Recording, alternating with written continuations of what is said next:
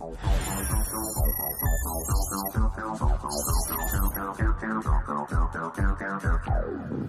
Students, welcome to my channel. I am Nitesh, your maths teacher. Last video में मैंने आपको exercise 6.1 के कुछ क्वेश्चंस दिए थे। आई होप कि आपने वो कर भी लिए होंगे। आज की इस वीडियो में मैं आपको एक्सरसाइज 6.2 के मतलब क्या क्या उसका इंट्रोडक्शन है, किस टाइप में उसके आपको एंगल्स मिलेंगे, ठीक है, उसमें किस टाइप की लाइंस मिलेंगी, ये बताऊंगा। ठीक है, तो चलिए इसको शुरू करते हैं। हम शुरू करने से पहले मैं आपको बता दूं, जितना भी आज मैं करवाऊंगा इसको बड़े ध्यान से समझिएगा, क्योंकि जो आज ये मैं बताने जा रहा हूं ये आपको through out the 10th 11th +1 मतलब जब भी आप मैथ करोगे पूरा काम आएगा। ठीक है, तो चलिए शुरू करते हैं। तो हमारा लाइंस और एंगल्स चैप्टर जो है उसके अंदर अब हमारे पास लाइंस आएंगी ट्रांसवर्सल लाइंस, ठीक है, एंड पैरेलल लाइंस। ठीक है, तो पैरेलल लाइंस तो आप पहले पढ़ ही चुके हो। पैरेलल लाइंस क्या होती हैं? पैरेलल लाइंस वो होती हैं जो कभी भी आपस में मीट ना करें। ठीक है, वो क्या होती है हमारी पैरेलल लाइंस, जो मीट ना करे। ठीक है, तो अब मैं क्या करता हूं, अब मैंने किया कि एक लाइन ऐसी है जो इन दोनों लाइंस को काट रही है, ठीक है, और उसे क्या बोलेंगे? ट्रांसवर्सल। ठीक है, ये आपकी ट्रांसवर्सल हो गई। देखिए दो पैरेलल लाइंस हैं, इन दोनों लाइंस को ये लाइन काट रही है। तो ट्रांसवर्सल लाइन वो लाइन होती है जो दो या दो से ज़्यादा लाइंस को इंटरसेक्ट करती है, उसे क्या बोलते हैं? ट्रांसवर्सल। ठीक है, अब इस ट्रांसवर्सल लाइन से कुछ एंगल्स निकलेंगे, वो एंगल्स होंगे कोरस्पॉन्डिंग एंगल्स,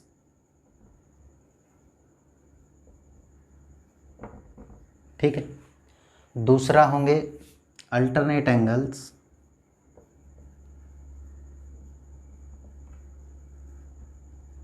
ठीक है, और तीसरे होंगे सप्लीमेंट्री एंगल्स।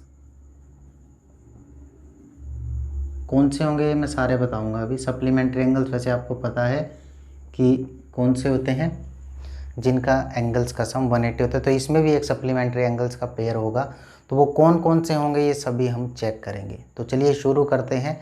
मैं सबसे पहले मैं एंगल्स बनाता हूँ यहाँ कोरस्पॉन्डिंग एंगल्स के लिए, या सभी एंगल्स बना लेता हूँ एक बार। तो ये आप ध्यान से देखिए, एक एंगल ये बन रहा है यहाँ 1 2 3 4, ठीक है, 5 6 7 8। तो टोटल 8 एंगल्स बन रहे हैं, 1 2 3 4 5 6 7 8। अब इनके अंदर क्या रिलेशन है ये हम चेक करते हैं। ठीक है, तो सबसे पहले कोरस्पॉन्डिंग एंगल्स पर आते हैं।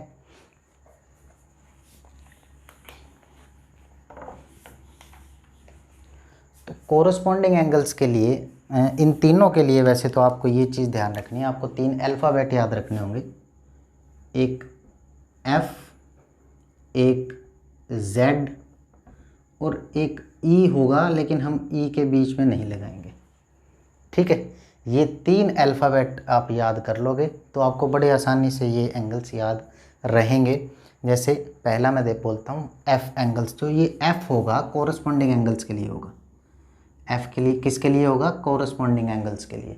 ठीक है, तो ये एफ में जब ये दोनों पैरेलल लाइंस होंगी, ये ट्रांसवर्सल होगी, तो ये वाला जो एंगल है इसके इक्वल होगा, सॉरी इसके इक्वल होगा। ठीक है, ये वाला एंगल इस एंगल के इक्वल होगा। अभी मैं आपको चेक करवाऊंगा कि एफ कौन सा बन रहा है। ठीक है, कई टाइप के एफ बनेंगे इसमें, तो ये ध्यान रखना है आपको कौन कौन सा एंगल्स बराबर होगा। ये एंगल बराबर इसके होगा, लाइन के साथ में जो लगते हुए कोरस्पॉन्डिंग एंगल्स। ठीक है, अब ऐसे एंगल्स कौन कौन से हैं तो वो मैं आपको बता देता हूँ। अब ध्यान से देखिए, अगर मैं इन लाइंस को नाम दे देता हूँ ए बी सी डी, और इस ट्रांसवर्सल का नाम दे दिया मैंने ई एफ, ठीक है। और ये ट्रांसवर्सल काट रही है जी और एच पर, ठीक है, ताकि मैं एंगल्स अब आपको बता सकूं। अब ध्यान से देखिए, एक एफ आपका बन रहा है यहाँ से, बी से शुरू हो जाइए, ये बी जी और एफ तक, बी जी एफ तक एक आपका एफ बन रहा है यहाँ से यहाँ तक, ठीक है। तो बी जी एफ का ये जो एफ बन रहा है, अब यहाँ देखिए मैंने आपको कौन से एंगल्स कहे हैं, ये वाले और ये वाले, ठीक है।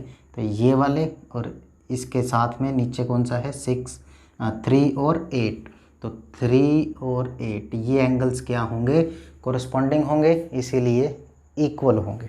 तो पहला एफ तो ये है। अब हम नेक्स्ट एफ की तरफ बढ़ते हैं। ये एफ कोई भी हो सकता है, कोई भी का मतलब ये मिरर लुक में भी हो सकता है, जैसे ये इस तरीके से है तो ये इस तरीके से भी हो सकता है एफ, ठीक है, उल्टा हो गया, या ये इस तरीके से हो सकता है, जैसे ये एक तो मैंने बनाया ही हुआ है, ठीक है, एक मैं इस तरीके से, ये भी एफ है, ठीक है। तो वो किसी भी लुक का हो सकता है, लेकिन वो एफ होगा, वो मिरर लुक में हो सकता है, वो मिरर अपोजिट लुक में हो सकता है, वो किसी भी लुक में हो सकता है। तो चलिए 3 और 8 के बाद देखते हैं नेक्स्ट कौन सा है। अब देखिए ध्यान से, ए जी एफ, ये जो मैंने आपको ये ए जी एफ, ये भी एफ बन रहा है। यहाँ से कौन कौन से एंगल आ रहे हैं, 4 और 7, ठीक है, क्योंकि मैंने आपको कहा कौन कौन से एंगल्स बनाने हैं आपको, ये वाले और ये वाले, ये दोनों इक्वल होंगे, तो यहाँ से यही दोनों इक्वल आ रहे हैं, ठीक है। और ये जो एफ है कुछ हमारा इस तरीके से बन रहा है, ठीक है। अब यहाँ पर कौन से एंगल्स होंगे, ये वाले, ठीक है, ये वाले एफ होंगे। तो एफ मतलब ये 4 और 7, 3 और 8, 4 = 7, ठीक है, ये भी कोरस्पॉन्डिंग हो गए। और देखते हैं कौन से होंगे, और मैं आपको बता दूं ये डी एच ई, ठीक है, इसको भी जब आप कंपेयर करोगे तो ये 2 और 6 ये दोनों क्या होंगे, इक्वल होंगे, ठीक है, कोरस्पॉन्डिंग होंगे, और कोरस्पॉन्डिंग एंगल्स इक्वल होते हैं, ये एक्सियोम है हमारा, ठीक है।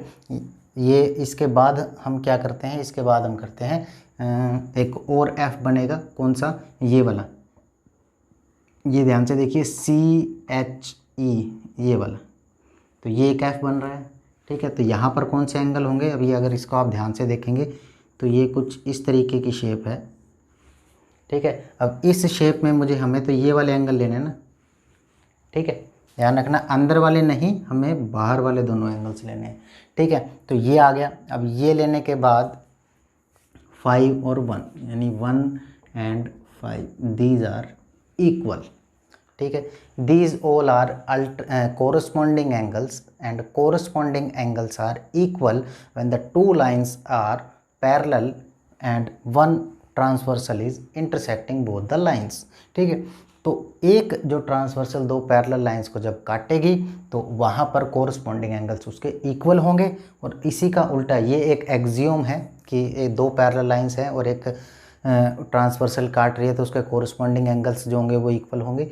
और इसका कन्वर्स जो होगा वो क्या होगा, अगर दो कोरस्पॉन्डिंग एंगल्स इक्वल हैं, दो लाइन हैं, एक लाइन उसे काट रही है, ठीक है, और उसके कोरस्पॉन्डिंग एंगल्स आपको इक्वल दिए हुए हैं, तो वो क्या होंगी, लाइंस पैरेलल होंगी, ठीक है।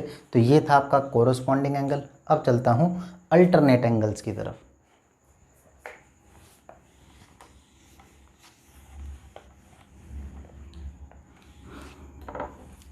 अब F कंप्लीट हो चुका है, अब Z पे चलेंगे। Z मतलब अल्टरनेट एंगल्स।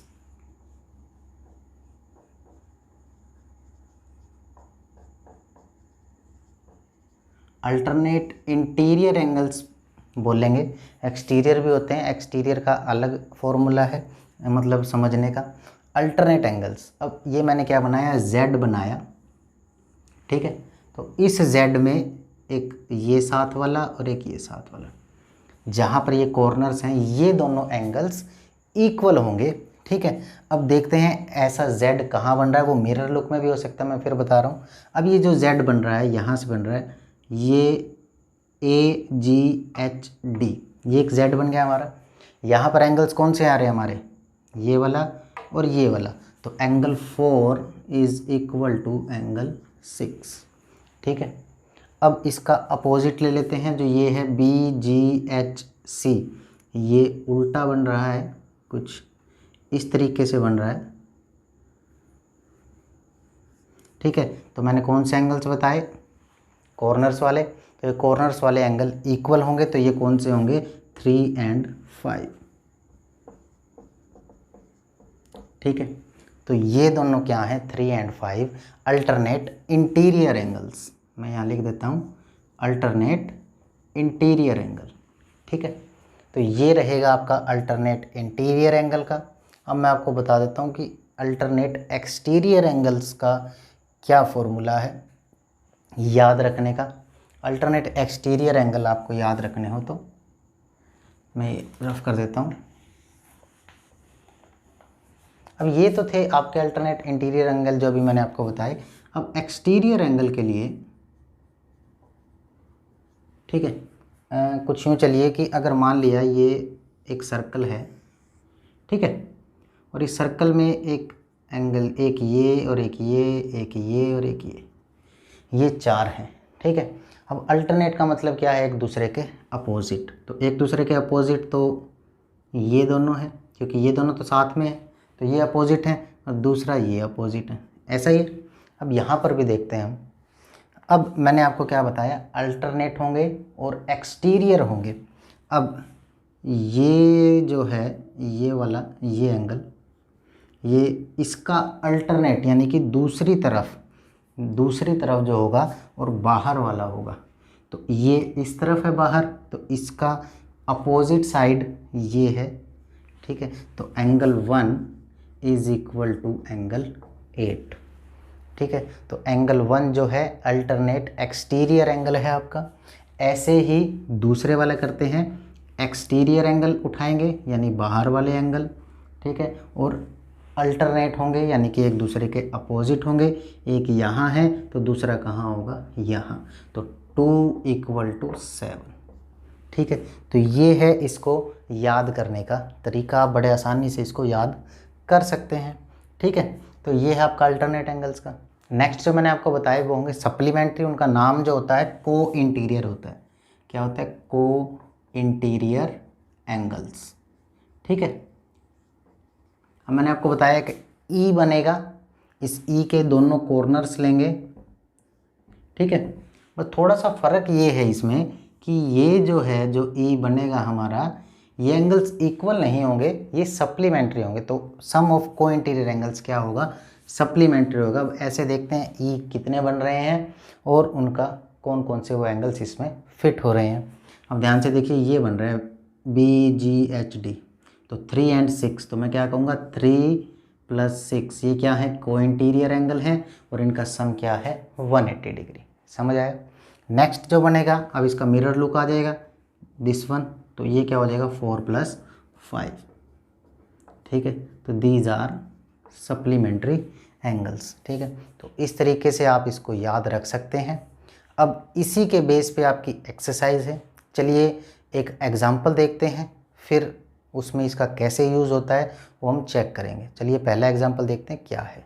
तो ये आपका पहला एग्जांपल है जिसके अंदर आपको कुछ इस तरीके से दी हुई है फिगर।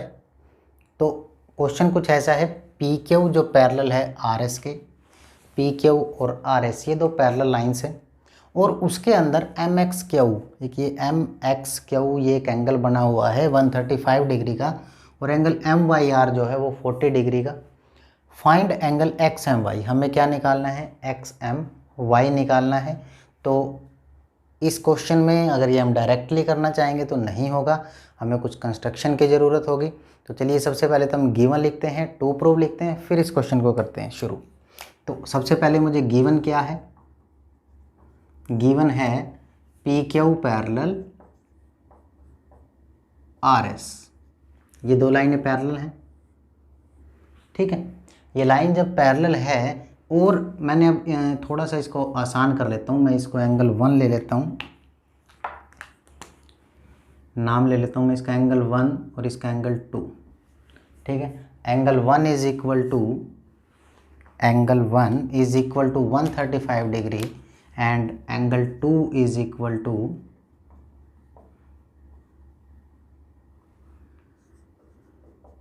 40 डिग्री, ये गिवन है। ठीक है, अब टू फाइंड, टू प्रूव नहीं होगा क्योंकि हमें इसके अंदर निकालना है, तो टू फाइंड मैं करूँगा एंगल एक्स एम वाई, तो ये एंगल मुझे निकालना है। ठीक है, ये एंगल निकालना है। मैं इसका नाम नहीं लूँगा अभी के लिए, मैं इसको कंप्लीट ही लिख रहा हूँ। ठीक है, इसकी वैल्यू हमें निकालनी है। अब मुझे कंस्ट्रक्शन की नीड होगी, तो कंस्ट्रक्शन में मैं क्या करूँगा, मैं एक लाइन जो पी क्यू के पैरेलल होगी और वो एम पॉइंट से जा रही होगी।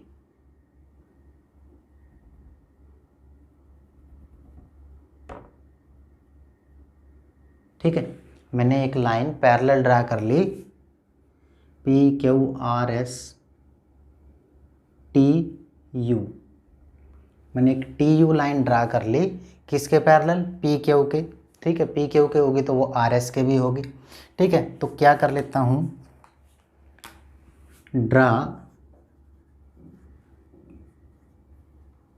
T U parallel to P Q and R S.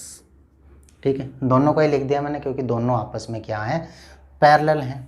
ठीक है, तो चलिए अब मैं शुरू करता हूँ मेरा सॉल्यूशन। अब आप ध्यान से देखिए, पी क्यू और टी यू ये दोनों पैरेलल लाइंस हैं, और मैंने आपको क्या कहा था कि अब ये वाला एंगल जो मैं इसका नाम ले लेता हूँ 3, ठीक है, और इसका ले लेता हूँ 4। ठीक है, अब आप ध्यान से देखिए ये कौन से एंगल बन रहे हैं। अब आप ध्यान से अगर इसको देखेंगे तो ये क्यू एक्स एम यू, ये एक ई बन रहा है, और ये एंगल्स इनका सम कितना होता है, 180 degree. These are supplementary angles. ठीक है, कोइंटीरियर एंगल्स होते हैं ना ये, तो यही हम ट्रिक इसमें लगाएंगे। तो क्या करेंगे हम, because P Q parallel to T U, ठीक है, कंस्ट्रक्शन से हमें लिखना पड़ेगा एक एक चीज़, कंस्ट्रक्शन। ठीक है, therefore angle 1+3 is equal to 135 degree, sorry 180 degree. अब 180 डिग्री होगा। ठीक है, कौन से एंगल होते हैं ये, कोइंटीरियर एंगल। ठीक है, ये हो गए हमारे कोइंटीरियर एंगल्स। अब एंगल 1 की वैल्यू क्या है, एंगल 1 है हमारा 135 degree, 135 plus angle 3 equal to 180 degree. यहाँ ब्रैकेट में लिख देंगे because angle 1 is equal to 135 degree given.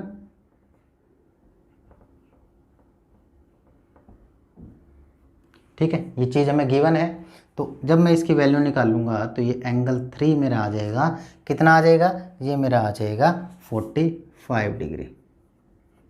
ठीक है, तो एंगल 3 मेरा कितना आ गया, 45 डिग्री।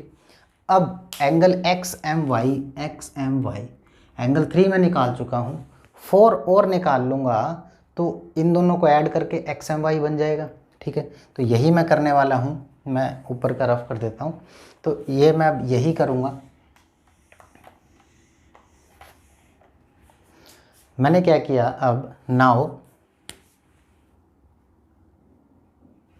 अब मैं ले लेता हूँ T U parallel are S, T U parallel R S. ये भी किससे है, कंस्ट्रक्शन हमने की है। ठीक है, इसीलिए ये पैरेलल है, गिवन नहीं है, हमने कंस्ट्रक्शन की है, तो ये चीज़ हमें लिखनी पड़ेगी। अब ये पैरेलल हैं तो एंगल 2 और एंगल 4 ध्यान से देखिए, ये Z बन रहा है, ये यहाँ से और यहाँ से, है ना, तो ये U M Y R ये Z बन रहा है। तो Z में क्या होते थे, अल्टरनेट एंगल्स। अल्टरनेट एंगल्स क्या होते थे, इक्वल होते थे। तो हम क्या, मैं यहाँ क्या लिखूँगा, therefore angle 2 is equal to angle 4 equal to 40 degree alternate interior angles. ठीक है, लिख देंगे हम यहाँ। एक चीज़ मैं आपको बता देता हूँ, जितना भी काम करेंगे, हर एक मतलब हर स्टेप पे जो भी काम हम कर रहे हैं, जो कोई रीज़न है तो वो ज़रूर लिखेंगे। ठीक है, उसके बिना काम नहीं चलेगा। एग्जामिनर को या सामने वाले को ये नहीं पता कि वो कैसे इक्वल है, ये हमें बताना पड़ता है। ठीक है, तो ये आ गया। अब इतना करने के बाद 3 भी एंगल आ गया मेरे पास, 4 भी आ गया, मैं दोनों को ऐड कर देता हूँ। Now angle X M Y is equal to angle 4 plus angle 3। ठीक है, 3 + 4 है, दिख ही रहा है हमें ये। तो अब मैंने क्या किया, 4 की वैल्यू 40 एंड 3 की वैल्यू 45 डिग्री। ठीक है, यही वैल्यू आई है। तो एक्स एम वाई की क्या वैल्यू आ जाएगी, 85 डिग्री। तो angle X M Y is equal to 85 degree. तो ये था आपका एग्जाम्पल। अब इस क्वेश्चन के बिहाफ पे मैं आपको कुछ क्वेश्चंस दे रहा हूँ। ये आपकी स्क्रीन पर आप देख भी पा रहे होंगे। इनको बड़े ध्यान से करना है, और कोई भी डाउट है तो नीचे कमेंट बॉक्स में आप बता सकते हैं। Thank you very much.